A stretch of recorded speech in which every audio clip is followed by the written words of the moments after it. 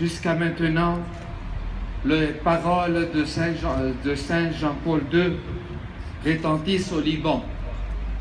Le Liban, et pas au Liban seulement, mais dans tout le Moyen-Orient. Ces paroles sont les suivantes. Le Liban est plus qu'un pays, est un message de paix et d'amour. C'est ça le Liban. De tout temps, malgré toutes les guerres qui se sont imposées de l'extérieur sur notre terre, le Liban était pour tous. Oui, le Liban est un pays qui témoigne fortement de ce vivre ensemble, de la diversité religieuse. Et moi, je témoigne aussi en tant que prêtre. J'étais un directeur d'une école catholique au sud du Liban. La majorité de mes élèves, c'était des musulmans. Et ils étaient ouverts. Ils avaient une mentalité qui nous accepte. Et nous étions toujours en dialogue et même en amour.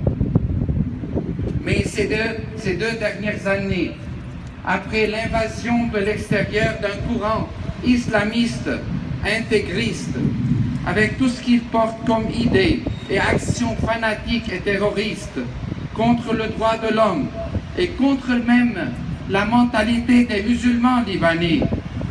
Cette invasion crée aujourd'hui au Liban un mouvement d'islamisation.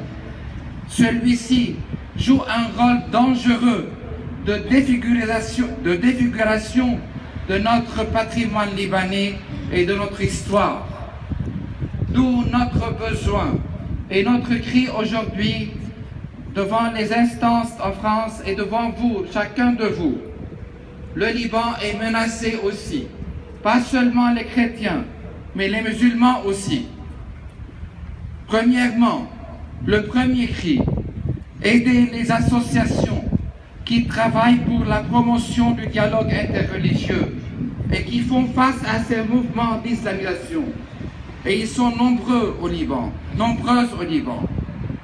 Deuxièmement, le deuxième cri, aider les écoles catholiques à majorité musulmane et surtout dans les périphéries de notre cher pays, à persister leur mission et qu'ils soient toujours accueillants à tout le monde pour que la mission soit réussite au Liban.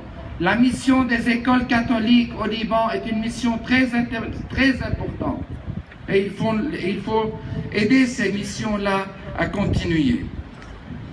Troisième cri, aider les associations franco-libanaises, dont je suis membre de 2 conseils, qui aident énormément les écoles, les associations à promouvoir la langue française. Avec la langue française, à promouvoir aussi la culture d'ouverture et la culture française que le Liban adore aussi depuis longtemps. Quatrième cri, le Moyen-Orient est notre terre, comme a dit notre chère mère, et notre terre. Et les cèdres en témoignent. Au lieu de créer des politiques pour nous déraciner dans notre cher pays, et que nous avons fait, il est temps d'élaborer des politiques internationales pour défendre la justice et les droits de l'homme, de la diversité religieuse. Le Liban et tout le Liban comptent sur l'amitié de la France pour garder la diversité religieuse et les chrétiens. Vive la France, vive le Liban. Sœur Ravida